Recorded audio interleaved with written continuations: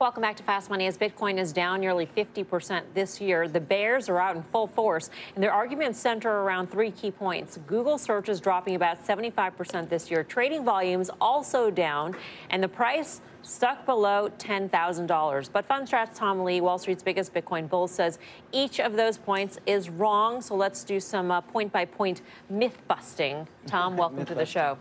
Let's start off with the Google searches. Why do you think searches being down is irrelevant?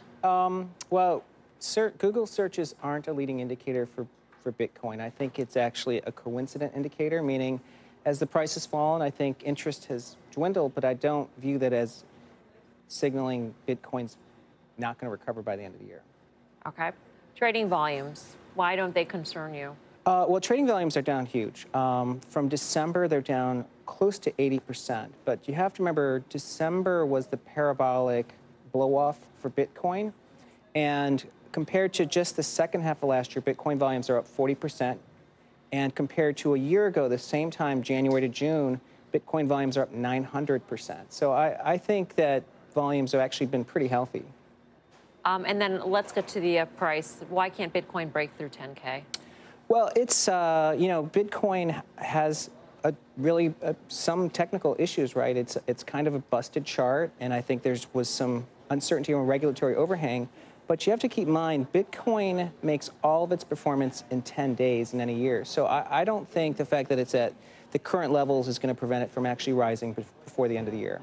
Hey, Tom, how about just the idea that it's not just Bitcoin, that it's all, I mean, they're all trading together, aren't they? I mean, do you really see Bitcoin underperforming, and therefore, is this really a gloss off the entire space?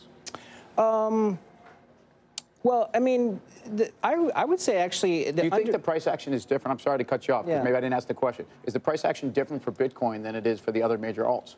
Well, Bitcoin and the other tokens are all going to be highly correlated. But I would say if you wanted to measure real underlying demand, you know, this year ICOs have raised close to $10 billion year to date. That's double the entire ICO raised last year. So, I mean, there's still a lot of activity, and I think institutions still have a lot of interest. But at the moment, I think it's kind of, you know, we're in purgatory with regard to regulatory clarity, and I think that's going to keep institutions on the sidelines. Well, the SEC just named a crypto czar.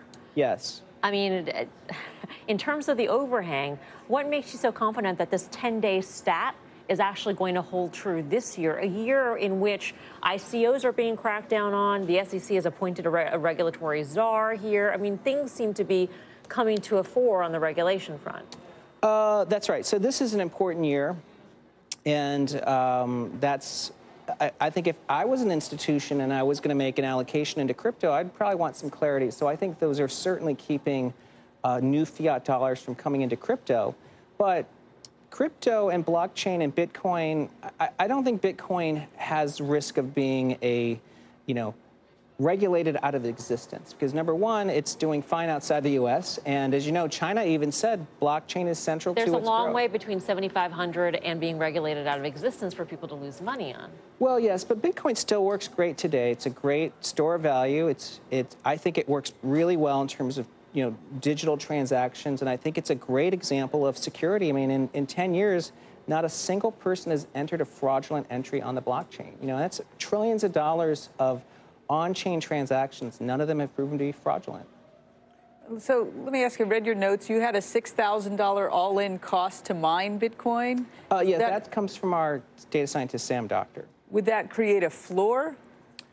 We found it, if you want to think of a floor as the price of Bitcoin versus the cost of mining, from the Bitcoin bear market in December 2013 to January 2015, Bitcoin bottomed at its mining cost. So price to book went to 1.0.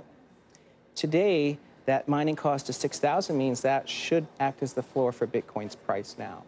Except that with each additional Bitcoin mined, the mining cost goes up. As time goes on, the mining costs go higher. Yeah, what happens is, there's halving and then there's difficulty. So there's a couple of factors driving cost. Plus, you know, if you get more efficient ASICs, that's going to reduce the mining cost. Okay, Tom, good to see you. Thank you. Thanks. Tom Lee, a Fundstrat. What do you think? So here's the thing. If you're a long-term believer in this whole thought of digital assets, and you're going to buy into his store of value argument, and then you're going to buy into things like censorship resistance, you're going to buy into this immutable ledger, and nothing that's happened in the last 7 months is going to change that thesis. Nothing at all. If anything, it may embolden you a little bit to see the sort of fluctuations that we had at the end of last year, the crash that we've had this year, and the continued investment in the projects to upgrade the network, but also invest in these projects like these ICOs, which are now getting to the point of 10 billion on the year. But I could push back and say that I don't think anyone disputes blockchain technology and why it makes a lot of sense for a lot of businesses and a lot of sectors to go after it. But what you're seeing is once the SEC and a lot of players come in and take out a lot of these fraudulent ICOs, et cetera, I mean, what we're learning is that a lot of this was a speculative frenzy, right? I'm a believer. But to say that a lot of these currencies were just people getting in there to trade something that was opaque and had an enormous amount of volume. Hey, that was my big belief last fall, that it was legal gambling on your iPhone, no doubt about it, but it hasn't stopped the investment we're seeing in the VC community, in the fintech community, that sort of thing. So to me, I think at 7,500, up from 1,000 in January of 2017, I think we're still doing okay on the thesis. All right.